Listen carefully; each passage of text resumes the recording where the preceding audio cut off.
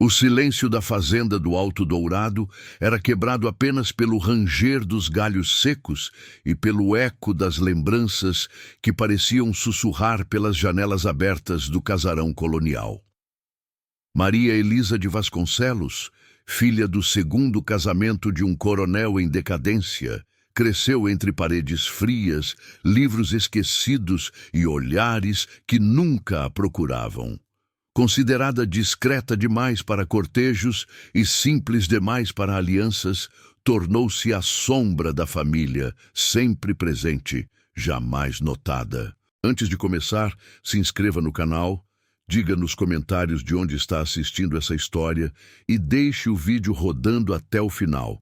Quem assiste até o fim é sempre o primeiro a receber nossas próximas histórias. Nossa meta é bater o máximo de visualizações e inscritos para continuar produzindo narrativas emocionantes como essa. Enquanto as irmãs se pavoneavam entre bailes em Ouro Preto e visitas à corte, Maria Elisa preferia o silêncio da varanda, onde o cheiro de café e terra molhada lhe fazia companhia. O pai, severo e ausente, dizia que ela deveria ao menos parecer útil para atrair algum herdeiro falido disposto a selar um bom negócio. Mas ela não queria ser trocada como parte de um acordo. Queria ser escolhida, mesmo sabendo que ali ninguém escolhia mulheres como ela. Foi numa tarde acinzentada, com o céu pesando como chumbo sobre os cafezais, que um cavaleiro subiu o vale de forma inesperada. A cela era estrangeira, o porte firme, o olhar oculto sob o chapéu. Maria Elisa o viu pela fresta da janela da sala de costura, e algo dentro dela estremeceu. Não por desejo, mas por pressentimento. A partir daquele instante, ela soube que algo estava prestes a mudar, e não seria pelas suas mãos. O homem desmontou do cavalo com a precisão de quem carregava não só bagagem, mas fardos antigos. Vestia-se de negro como um luto não declarado, e suas botas batiam no chão da varanda com o peso de uma decisão tomada há muito. Seu nome era Dom Henrique Albuquerque Diniz, filho de um barão falido do recôncavo baiano, agora retornando às origens em busca de um novo recomeço. E sem que Maria Elisa soubesse, de uma noiva que nunca escolhera. A conversa entre o coronel e Dom Henrique foi breve, sem espaço para sentimentos. Ela é discreta, não tem dotes, mas sabe se comportar, não dará trabalho. Maria Elisa ouvia da escada, o coração contraindo a cada palavra como se fossem golpes.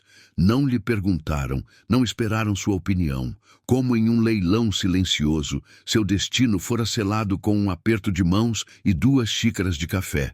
Ao ser chamada para ser apresentada, manteve os olhos baixos. Mas quando os levantou, algo estranho aconteceu. Henrique não sorriu, nem sequer tentou parecer cortês. A olhou como se medisse uma estrada esburacada. Algo necessário, mas indesejado. "É você, então?" A voz era grave, sem doçura. "Sim, senhor." Ela respondeu, sustentando o olhar com a força que nunca soube que tinha. O silêncio que se seguiu foi como um presságio. Naquele instante, 2 desconhecidos, ambos feridos pelas escolhas dos outros, se viram presos por uma promessa que nenhum deles fez, mas que mudaria tudo. O casamento foi marcado para dali a 3 semanas, tempo suficiente para costurar o vestido com o tecido guardado para as irmãs mais bonitas, e tempo curto demais para Maria Elisa assimilar que passaria a vida ao lado de um homem que mal sabia seu nome completo. As conversas entre ela e Dom Henrique eram escassas, protocolares. Ele falava pouco, e quando o fazia, era com rigidez militar, como se cada palavra tivesse que ser merecida. Já ela reprimia toda e qualquer emoção que ameaçasse escapar pelos olhos. No dia da cerimônia, não havia flores, convidados, nem música. Apenas os 2, o padre velho da vila e o som abafado da chuva que caía sobre o telhado da capela de pedras. Maria Elisa vestia o branco envelhecido que um dia fora da mãe. Henrique usava o mesmo casaco preto da visita inicial. Quando os olhos se cruzaram no altar, não havia ternura nem esperança, havia apenas resignação. E quando ele tocou sua mão para colocar a aliança, o gesto foi mecânico, como se assinasse um acordo, não um pacto de afeto. Após os votos, o casal voltou à casa do coronel em completo silêncio. Henrique instalou-se num dos quartos dos fundos, longe do dela, e não voltou a sair de lá naquela noite. Maria Elisa, sozinha no leito, encarava o teto de madeira tentando entender em que momento sua vida deixara de ser sua. Para o bem da família, disseram. Mas e o bem dela? Ninguém perguntou. A promessa que fizeram por ela agora pulsava como uma corrente invisível em seu dedo, fria, apertada e impossível de remover. Mal sabia ela que aquela aliança seria o começo e não o fim do que estava por vir. Os dias que seguiram foram lentos e duros como pedra. Henrique saía cedo para vistoriar os campos, mal tocava o prato ao jantar e trancava-se no antigo escritório do coronel até tarde. Maria Elisa, agora senhora da casa, caminhava como uma visita entre móveis que não escolheu, entre criados que não sabiam como olhá-la. Mas mesmo no silêncio, pequenos gestos começaram a quebrar a dureza das paredes. Numa manhã fria, ela encontrou um xale dobrado sobre a cadeira onde lia. Não perguntou. Ele não disse. Certa noite, faltou luz no casarão. Com um lampião na mão, Maria Elisa foi até a biblioteca e encontrou Henrique à luz de velas, organizando livros antigos. Surpresa por vê-lo ali, hesitou. "Você gosta de leitura?" Ele perguntou sem encará-la. Ela assentiu. E pela primeira vez, conversaram sem o peso da obrigação. Falaram sobre histórias, lugares imaginários e medos não ditos. Quando o silêncio voltou, não foi desconfortável, foi aconchegante. Aquele homem tão rígido parecia ter brechas, e ela paciência para enxergá-las. Com o passar dos dias, Henrique começou a reparar nela de outro jeito. Não por beleza evidente, mas pelo modo como ela cuidava dos detalhes esquecidos da casa, como sua voz era doce quando falava com os animais do quintal. E Maria Elisa, sem perceber, passou a esperar por suas pegadas no corredor, pelo som de sua cadeira arrastando na sala de jantar. O afeto ainda era distante, mas vivo, como brasas acesas sob cinzas antigas. E o que nenhum deles ousava admitir é que estavam mudando, um pelo outro. O inverno chegou mais cedo à serra naquele ano. O frio invadiu os quartos como um invasor silencioso e com ele veio a febre que se espalhou entre os empregados como fogo em palha seca. Maria Elisa começou a tossir numa manhã nublada e em poucas horas mal conseguia ficar de pé. A cozinheira tentou acudi-la, mas logo foi isolada. Henrique, ao saber, abandonou os negócios, as visitas e o orgulho. Pela primeira vez, não pensou na conveniência, pensou nela. Durante 3 dias, ela oscilou entre delírios e apagões. Henrique cuidava de cada detalhe. Preparava chás amargos, molhava panos com água fria e lia em voz baixa as histórias que ela gostava. A cada vez que a febre subia, seu semblante endurecia, como se estivesse lutando contra algo que fugia ao seu controle. Na terceira noite, ajoelhou-se ao lado da cama, segurando a mão suada de Maria Elisa. "Não vá, por favor. Eu ainda nem te conheci direito." Naquela frase, sussurrada com voz rouca, foi mais íntima que um beijo. Quando ela enfim despertou, fraca e pálida, encontrou-o adormecido na poltrona, com o rosto marcado pelo cansaço e pelos próprios fantasmas. Ao notar que ela estava acordada, Henrique se levantou abruptamente, mas não conseguiu esconder o alívio. "Você voltou", disse, como quem recebe de volta algo que achava ter perdido para sempre. Pela primeira vez, ele sorriu. Não como um estranho forçado a amar, mas como um homem que temeu perder o que mal sabia que precisava. Os dias que se seguiram foram como a primavera tentando nascer entre os restos do inverno. Maria Elisa, ainda frágil, começou a caminhar pela varanda com o braço enlaçado ao de Henrique, um gesto antes impensável. Ele não dizia muito, mas seus olhos a acompanhavam como se tivessem medo de que ela desaparecesse de novo. E ela, sem saber nomear o que sentia, começou a se permitir pequenas esperanças, como quem planta sementes sem certeza da chuva. Numa tarde de sol tímido, sentaram-se juntos sob a sombra do jacarandá. Maria Elisa falou, pela primeira vez, sobre sua infância esquecida, sobre o dia em que soube que não era desejada nem mesmo pela própria mãe. Henrique a escutava em silêncio, com os dedos tensos sobre os joelhos. Quando ela se calou, ele apenas disse: "Você merecia ter sido escolhida. Eu nunca escolhi nada na vida, mas, se pudesse voltar, teria começado por você." As palavras saíram com dificuldade, mas o impacto foi como o romper de uma represa. Naquela noite, ao jantar, seus olhares não fugiram mais. Os silêncios entre eles deixaram de ser muros e tornaram-se pontes. Henrique passou a deixar rosas brancas, as favoritas dela, sobre a mesa da biblioteca. Maria Elisa, por sua vez, começou a ouvir seu nome dito com cuidado. Não era amor ainda, mas era o início de algo novo. Um sentimento construído não por promessas alheias, mas pelas escolhas que enfim começavam a ser deles. Pela primeira vez, a promessa que fizeram por ela começava a se transformar em um pacto real. A notícia do inesperado afeto entre Henrique e Maria Elisa se espalhou rapidamente pela vila, como fogo em palha seca. Os vizinhos, acostumados a vê-la como a filha invisível do coronel, não escondiam o escárnio. "O barãozinho se apaixonou pela errada", murmuravam em roda de chá. Mas o golpe mais cruel veio na forma de uma visita inesperada. Isadora Montenegro, a antiga pretendente de Henrique, bela, rica e vingativa. A chegada de Isadora causou alvoroço. Ela desceu da carruagem como uma tempestade disfarçada de primavera e, durante o jantar que o coronel insistiu em oferecer, teceu elogios envenenados à nova esposa. "Você é mais delicada do que imaginei, Maria Elisa. Realmente, há mulheres que florescem mesmo na sombra." Henrique apertou o copo ao ouvir, mas permaneceu calado.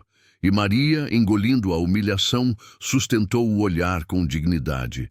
Mas algo dentro dela cedeu. Era a primeira vez que se sentia pequena, mesmo sendo a dona daquela casa. Naquela noite, Maria Elisa chorou em silêncio, certa de que Henrique nunca cortaria os laços com o passado. Mas ele a surpreendeu. No dia seguinte, mandou Isadora embora, sem explicações. "Você não volta a pisar aqui", disse firme. Quando voltou para casa, encontrou Maria no jardim. "Eu devia ter falado antes, mas você não é sombra, Elisa. É raiz, e eu só sou árvore porque você ficou de pé quando todos me deixaram cair." Ela não respondeu, mas pela primeira vez chorou nos braços dele, não por dor, mas por amor. O clima entre eles mudou como o céu antes da chuva, silenciosamente, mas de forma irreversível. Henrique passou a caminhar ao lado de Maria Elisa pelas terras da fazenda, ouvindo seus conselhos sobre colheita, ouvindo suas histórias com verdadeira atenção. E foi numa dessas caminhadas que ela comentou sobre a antiga estufa abandonada nos fundos do terreno, tomada pelo mato e pelo esquecimento. "Sempre imaginei flores crescendo ali, mesmo quando tudo parecia seco." Ele não respondeu. Apenas a observou como se enxergasse ali uma semente rara. Dias depois, Maria acordou com o som de martelos e enxadas. A estufa estava sendo restaurada, vidro por vidro, madeira por madeira. Henrique liderava os trabalhos com as próprias mãos. Não pediu ajuda, não anunciou, apenas fez. Quando ela se aproximou, com os olhos marejados, ele disse: "Você devolveu vida a mim. Eu só estou devolvendo a este lugar o que você representa." Maria Elisa nunca precisou de grandes gestos. Mas aquele foi o maior de todos. Uma escolha silenciosa, feita só por ela.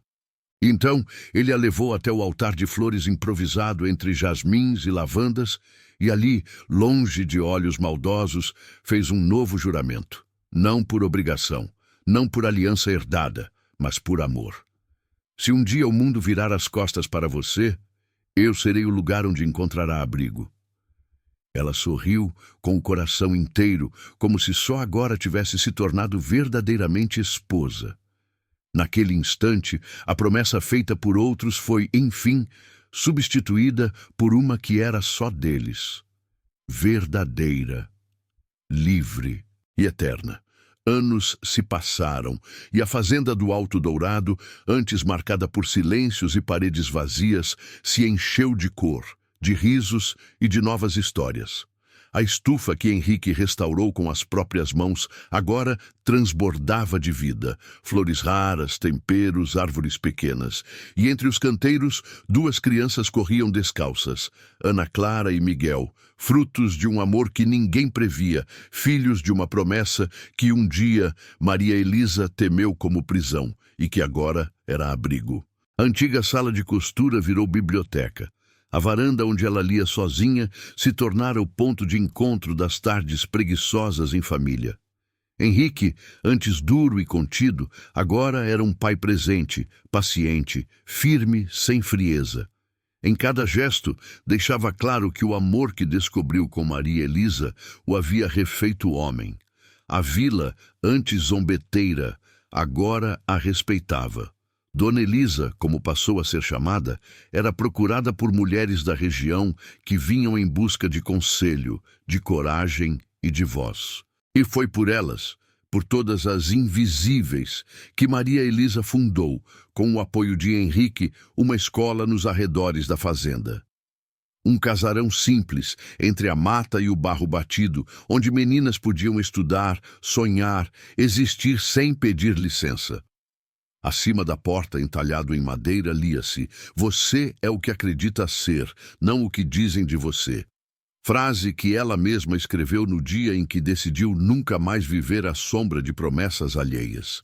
E naquele espaço, o legado deles florescia, não como nobres, mas como sementes que ousaram brotar onde ninguém acreditava. Maria Elisa envelheceu em paz, sem pressa, como quem aprendeu a saborear a vida depois de ter sido negada por ela tantas vezes. O espelho agora refletia fios brancos e marcas ao redor dos olhos, mas ela não via decadência, via história. A cada ruga, uma página vivida. A cada linha no rosto, um capítulo escrito com coragem.